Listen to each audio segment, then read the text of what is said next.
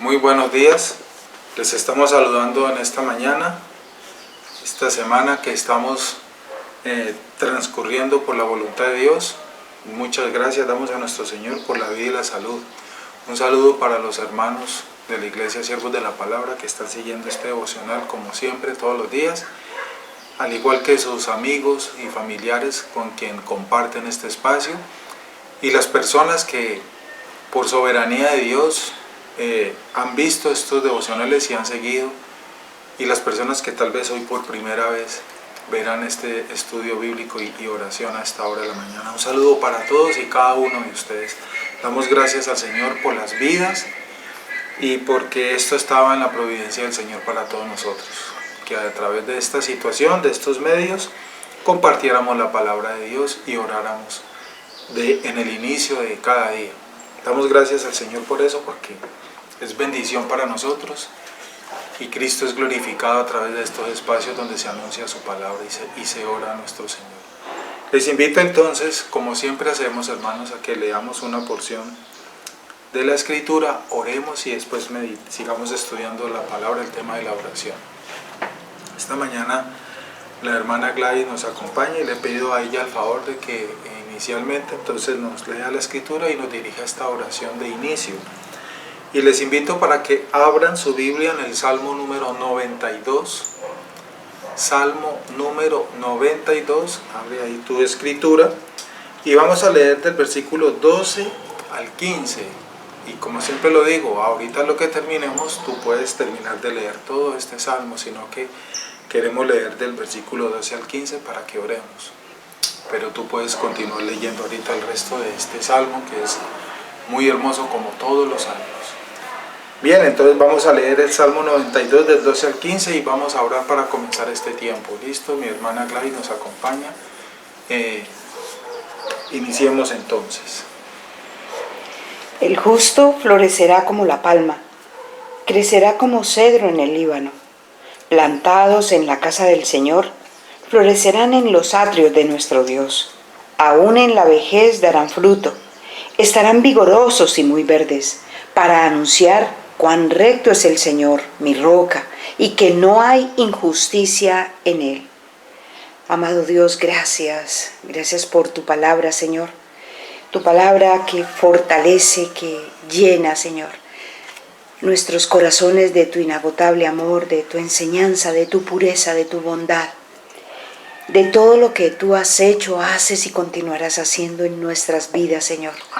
Cuán agradecido está nuestro corazón en esta mañana, Señor, esta mañana en la que de madrugada te buscamos, Señor, para mirar, para escuchar tu palabra, para aprender de tu palabra, para pedir al Santo Espíritu de Dios que nos fortalezca en este día, para que podamos, Señor, hacer tu perfecta voluntad, obedecer tus mandamientos y preceptos establecidos en tu palabra, los cuales, Señor, están grabados en nuestro corazón, como lo dices tú en tu Antiguo Testamento, Señor. Padre de los cielos, bendícenos en esta mañana, fortalécenos en esta mañana, que podamos ser como esos árboles, como dice el Salmo 1, como árbol plantado junto a las corrientes de agua. Acá en este tu Salmo dices que plantados en la casa del Señor, en tu casa, Señor. Bendito y alabado sea, damos gracias, Señor, por tu iglesia, esa iglesia que hoy, Señor, a través de las dificultades estamos dispersas, pero que tenemos la certeza que estamos unidos a través de un solo Señor, un solo bautismo. Padre, lo que nos une, Padre, tu inmenso amor, tu inagotable amor, una misma fe, Señor. Padre, bendice a cada uno de mis hermanos dispersos en sus hogares. Bendice a la Iglesia Universal, Señor, la cual también está dispersa en esta mañana, pero estamos unidos a través de tu Santo Espíritu. Fortalécenos. Padre, llénanos de ese vigor del que habla tu palabra, para que seamos vigorosos, para que seamos verdes y demos ese fruto que tú quieres que demos. Padre, que cada uno de nuestros hermanos, los que están en la distancia, en sus hogares, a los cuales tú conoces en profundidad, los fortalezcas. Al que está desanimado, Señor, dale la fortaleza.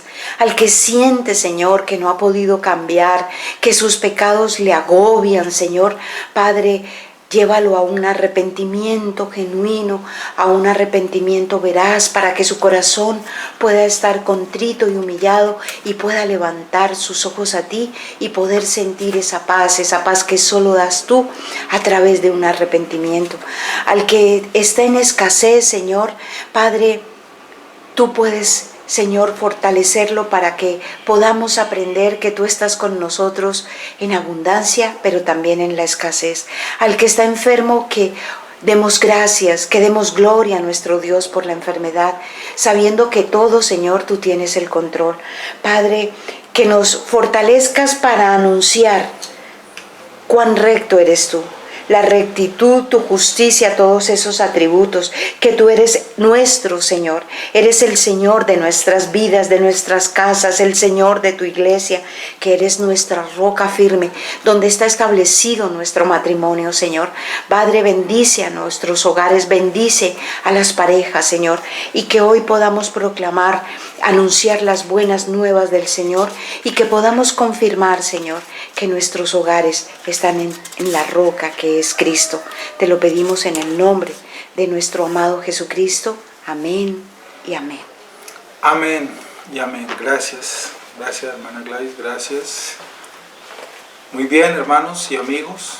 Vamos entonces a continuar con este tiempo de estudio de este tema de la oración, que abarca bastantes puntos importantes que debemos conocer para que nuestras oraciones sean escuchadas, sean recibidas.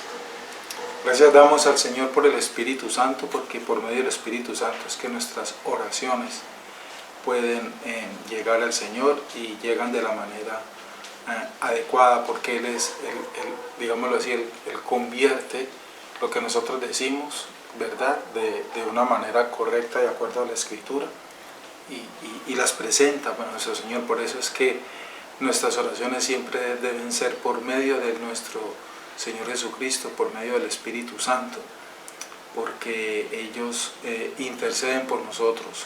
Eso es como explico, como el compilador que tienen los computadores. Es un software que tienen interno, donde ese software llamado, ese compilador, convierte todo lo que escribimos en el teclado y lo lleva a la memoria interna del computador y lo convierte en otro código distinto, que es el con el cual trabajan los computadores. Entonces ese compilador está constantemente convirtiendo lo que uno escribe para que el computador lo entienda, lo reciba y lo procese. De esa manera análoga, digámoslo así, es lo que hacen nuestros intercesores por nosotros respecto a nuestras oraciones. ¿Y por qué eso? Para que lo entiendan, porque nosotros aún tenemos carne, como lo sabemos y lo hemos dicho, tenemos debilidades, muchas veces pecamos y no nos damos cuenta por nuestra propia naturaleza humana, ¿verdad?, caída. Tenemos la gracia y Cristo mora en nosotros, sí, pero ya hemos explicado y ya entendemos ese principio de que aún cometemos errores, ¿verdad?, porque de esa manera aprendemos a depender del Señor. Somos salvos y eso no nos lo va a quitar nadie, porque la salvación es de Dios. Estamos hablando de otro asunto aquí para que lo entendamos. Entonces esa es la obra del Espíritu Santo de nuestro Señor Jesucristo, ¿verdad? Presentan nuestra oración, ¿verdad?, de una forma correcta para que el Padre la reciba, y ellos filtran los errores que en algún momento podemos llegar a decir y no nos hemos dado cuenta. Mire que eso nos pasa entre nosotros. Creo que todos vivimos esa experiencia. Muchas veces cuando hemos tenido alguna dificultad por un diálogo que hemos tenido con alguien, ¿verdad?, y decimos, pero es que yo no quise decir eso, y de verdad tal vez no lo quisiste decir, pero lo dijiste. Y esa persona lo recibió de una manera inadecuada y por eso se dio una dificultad. Así puede pasar con nuestra oración. En algún momento podemos decir algo que no es apropiado de acuerdo a la Escritura y ni nos hemos dado cuenta, pero el Señor, el Espíritu Santo lo sabe. Entonces ellos corrigen nuestra oración y la recibe el Señor. Por eso fue que Cristo lo dijo. Cristo nunca dijo, y llegará el momento en el que ustedes orarán solos. Cristo nunca dijo eso en cuanto a presentarle a Dios directamente la voluntad de parte tuya. Cristo, recuerde las palabras, Cristo dijo, todo lo que quieran pedir, orar, símbolo ahí también, háganlo y pídanlo en mi nombre. Y la Escritura nos enseña que Él es nuestro intercesor ante el Padre, siempre, por todo. Nuestro abogado, nuestro intercesor, el Espíritu Santo, ¿verdad? Ellos. Entonces, esa es la razón, debido a nuestra carnalidad que aún tenemos. Muy bien.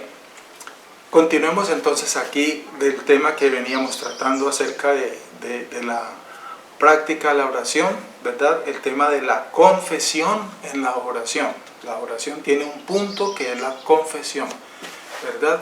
Confesamos nuestros pecados, los pecados. Estamos tratando ese punto. Y habíamos explicado en los días anteriores el sacramento de la confesión o de la penitencia que había establecido, ¿cierto? Generó el sistema católico romano. Y algunas otras religiones también han establecido unas formas extrañas respecto al perdón y a la confesión. No solamente la Iglesia Católica Romana, sino algunos otros sistemas religiosos también asimismo lo han hecho. Muy bien, continuemos entonces con eso.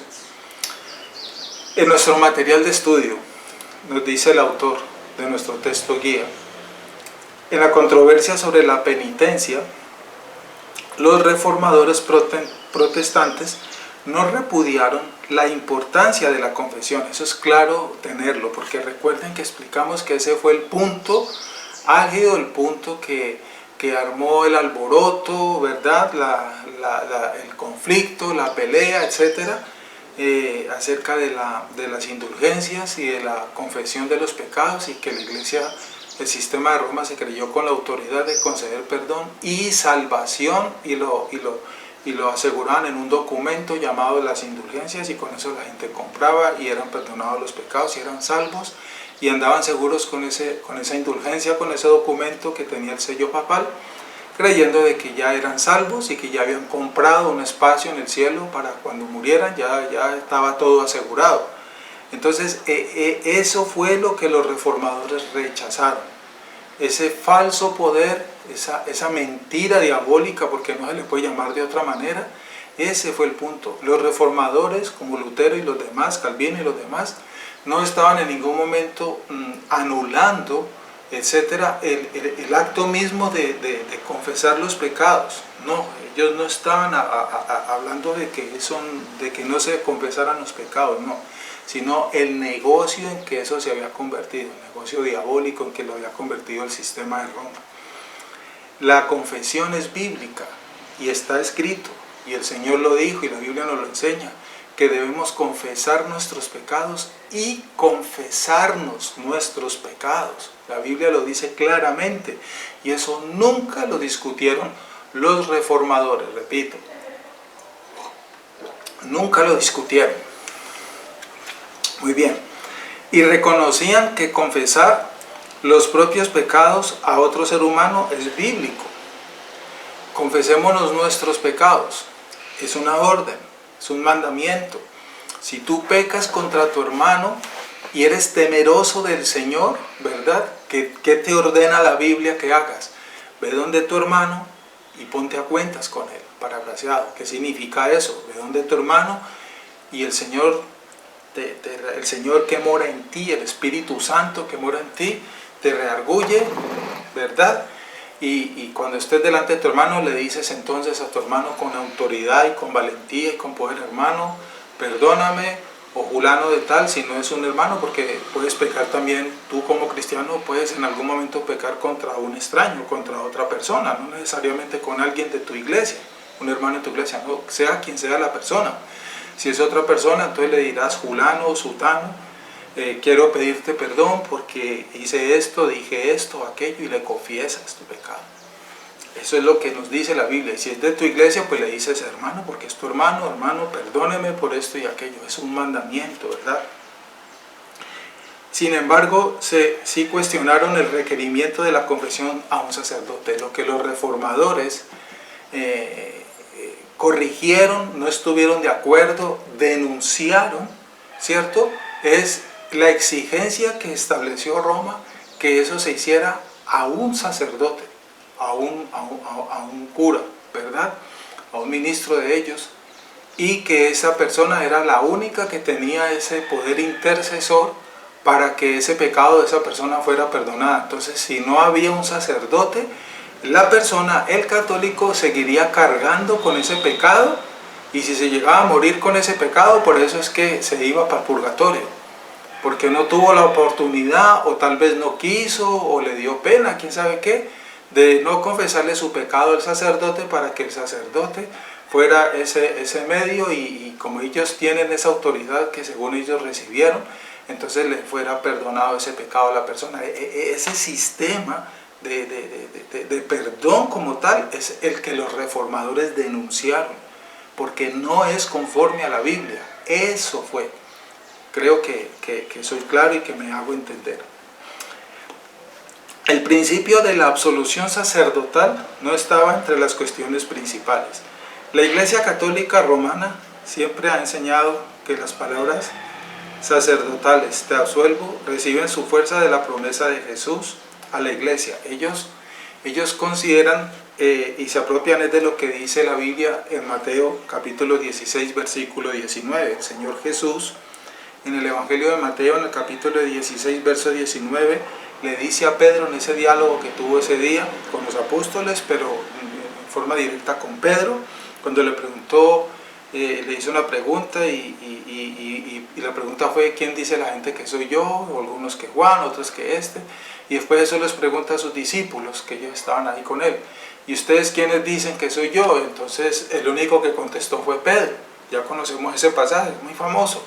¿Y qué contestó Pedro? Tú eres el Cristo, el Hijo de Dios viviente. Entonces Pedro contestó eso, y Jesús reafirma esa respuesta de Pedro y le dice a Pedro que eso que Pedro acaba de decir es una gran verdad. Es una verdad tan grande como una roca. Sobre esa roca, sobre esta roca, sobre esta verdad que tú acabas de decir, Pedro. Este no es el tema ahorita de este devocional, pero estoy comentándolo para que tengas una idea. Pero después más adelantico dice, y yo también te digo que tú eres Pedro, el versículo 18, y sobre esta roca edificaré mi iglesia, y las puertas del Hades no prevalecerán contra ella. Y el verso 19, que es el que toman ellos para este asunto. Mateo 16:19 dice: y a ti te daré las llaves del reino de los cielos, y todo lo que atares en la tierra será atado en los cielos, y todo lo que desatares en la tierra será desatado en los cielos. De allí, de este versículo, es donde ellos se apropian para explicar, justificarse ese poder que ellos dicen tener para ellos. Ellos dicen que allí en ese momento Jesús le indilgó, le otorgó poder a ellos para hacer esto que ellos hacen con ese sacramento de la penitencia y la confesión. Y por lo tanto que el sacerdote, de acuerdo a este versículo, es el único que tiene esa capacidad, ese poder, ese permiso, esa autorización, y por eso hacen lo que hacen. Y es una mala interpretación y aplicación de este versículo. No es el tema ahorita del devocional, eso lo trataremos más adelante, pero déjame decirte que ahí Cristo no estaba refiriéndose a eso en forma precisa, para convertir esa falsa enseñanza y esa falsa doctrina en que convirtieron ese versículo. Ese es el punto clave ahí. Lo cual concede al vocero de la Iglesia derecho a pronunciar el perdón de Cristo a las personas penitentes. Eso es lo que ellos hacen con base a eso, repito. La Iglesia comprende que el poder de perdonar pecados no reside en última instancia en el sacerdote. El poder de perdonar los pecados, no reside en el sacerdote ni en ningún hombre. No. Quien perdona los pecados es Dios, todas.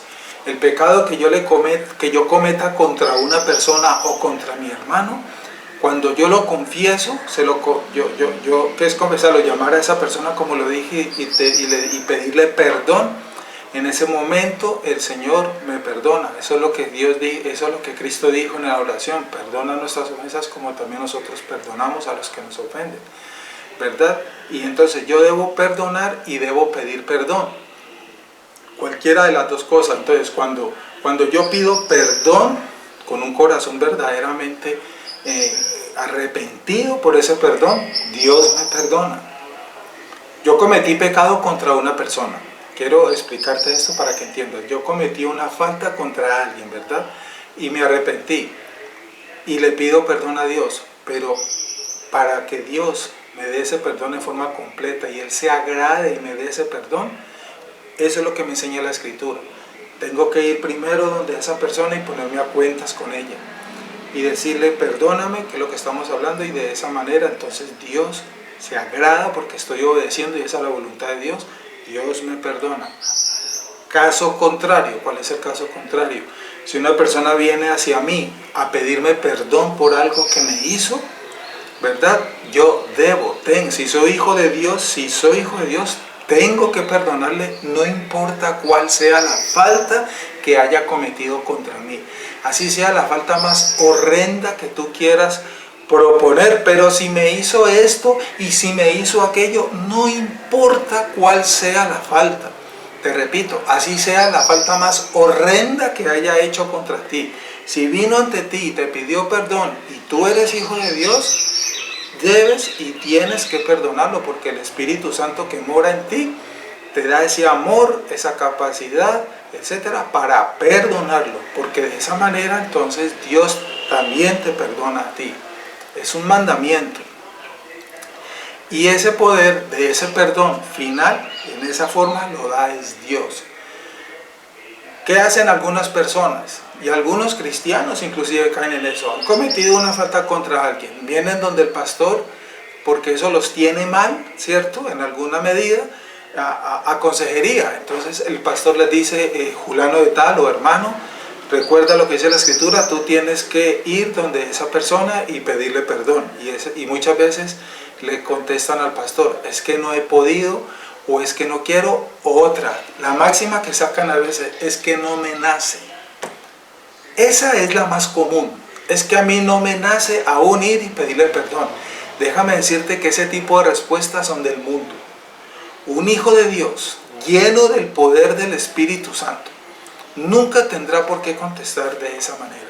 Si lo haces, tienes que estar luchando contra esa debilidad tuya que tienes, que no es sana, es insana. Porque si estás lleno del amor de Dios, el amor de Dios se fundamenta en la misericordia, en la gracia y el perdón que Él tuvo para contigo, para con todos nosotros. Por lo tanto, tú debes poner en práctica eso mismo que Dios hizo contigo y derrotar tu carne, ir y pedir perdón. Si vamos a esperar que nos nazca, que nazca de nuestro ser el deseo de ir a ponerme a cuentas con la persona que yo ofendí, déjame decirte que la respuesta es, ahí te quedarás esperando. Porque de nuestra naturaleza nunca saldrá el deseo de irnos a poner a cuentas. ¿Por qué? Porque somos malos, la Biblia lo dice. Eso lo hace el Señor en ti. Entonces ahora alguien podría decir, no, pero es que el Señor no ha puesto en mí todavía el ir y pedirle perdón. Eso es una herejía. Porque el Espíritu Santo de Dios y Dios mismo nunca retardó el perdón que te dio. Nunca. Cuando Dios decidió perdonarte porque te escogió para ello, lo hizo inmediatamente. Entonces, ¿quién eres tú para no hacer lo que Dios ordena? Repito, si quieres entonces, si has entendido esto, y ahorita vamos para el segundo argumento, no, es que entonces Dios no ha puesto, voy a esperar que Dios me lleve, que Dios me hable. Esa es la excusa que sacan hoy en día los cristianos, la sacan del estadio, como decimos en este dicho. Voy a esperar que Dios me hable para ver cuándo voy donde esa persona. Eso es un error. Ese no es el Dios de la Biblia. Dios ya te habló. Dios ya te habló hace rato. Si alguna vez dijiste eso o has pensado eso, inclusive en este momento, aquí está. Ya te habló. ¿Qué más quieres? ¿Y qué te habló Dios? Ve y ponte a cuentas. ¿Qué más quieres que te hable el Señor? Hay que hacerlo, hermano, hay que hacerlo, amigo. Es un mandamiento. ¿Quieres agradar a Dios? ¿Quieres ser bendecido por Dios? ¿Quieres que Dios derrame esa gracia abundante en ti? ¿Quieres que el Espíritu Santo te siga llenando con su presencia, con su poder, con toda su gracia, con toda su gloria? obedece ese mandamiento. Hay que obedecer los mandamientos, procurar obedecer los mandamientos. Esa es nuestra lucha por causa de nuestra carne. Y uno de esos muchos mandamientos, los cuales estamos en esa escuela de crecimiento, ¿verdad?, llamada santidad, es este que estamos hablando. ¿Cuál? Ponernos a cuentas con todas las personas a las que ofendemos y perdonar a los que nos ofenden, que eso es lo que dice la oración del Padre Nuestro. Entonces un cristiano verdadero, un cristiano lleno de la gracia del Espíritu Santo, del Señor, que desea agradar a Dios, tiene esto presente constantemente, y eso significa humillarse. Pedir perdón, cuando tú lo haces, te estás humillando, y eso es lo que el Señor dijo. Aprendan de mí, que soy manso y humilde. El Señor se humilló, ¿verdad? Cristo no pidió perdón por sus pecados. ¿Por qué? Porque Él nunca cometió pecado. Pero sí se humilló y fue humilde y nos dio ejemplo. Quien reconoce sus pecados y los confiesa y va y pide perdón, está obedeciendo lo que el Señor ordenó. Y el Señor se agrada de eso. Entonces, amigo, hermano, persona que nos escuchas, si alguna vez caíste en ese error, ya hoy el Señor te está aclarando. Corrige ese error. Si en estos momentos aún ya caes en cuenta que tienes algo pendiente contra alguien, bien sea de tu iglesia o ajeno de tu iglesia, tu prójimo, no importa, debes ir y pedirle perdón. No creas que este mandamiento solamente es para practicarlo con los hermanos de tu iglesia si eres cristiano. No, este mandamiento es para practicarlo con todas las personas a quienes tú ofendes o quienes te han ofendido. Si has ofendido a alguien de la iglesia, debes practicar este mandamiento. Y si ofendiste por tu carne, por tu pecado, a alguien externo, ¿verdad?, debes ir y practicar este mandamiento. E igual, si vienen a ti, no importa quién sea, a pedirte perdón a ti, practicar este mandamiento. Debes perdonar para que Dios se agrade de ello. Entonces, recuerden, quien perdona los pecados en última instancia es Dios, porque Dios es quien perdona nuestros pecados. Pero Dios colocó estos requisitos para que practiquemos la misericordia, porque así como Él es misericordioso, nosotros debemos ser misericordiosos. Y la forma de practicar lo que nuestro Padre es, una de las muchas formas en este punto, es haciendo esto. Porque si Él me perdonó a mí sin yo merecerlo, si nos perdonó sin nosotros merecerlo, entonces también nosotros tenemos que hacerlo. Porque así es nuestro Padre. Cristo te amó sin tú merecerlo, tú tienes que amar también, porque tú no te merecías el amor de Cristo, el amor de Dios, ninguno de nosotros, yo tampoco, pero Él nos amó. Entonces tú también tienes que hacer eso. Por eso el Señor dijo, amar a Dios y al prójimo como a ti mismo. Ese mandamiento no es en vano. ¿Qué hombre merece que Dios lo ame? ¿Qué hombre merece que Dios lo perdone? ¿Quién? ¿Qué méritos tiene algún hombre para que Dios lo ame y lo perdone? ¿Quién? Ninguno, pero aún así lo hizo.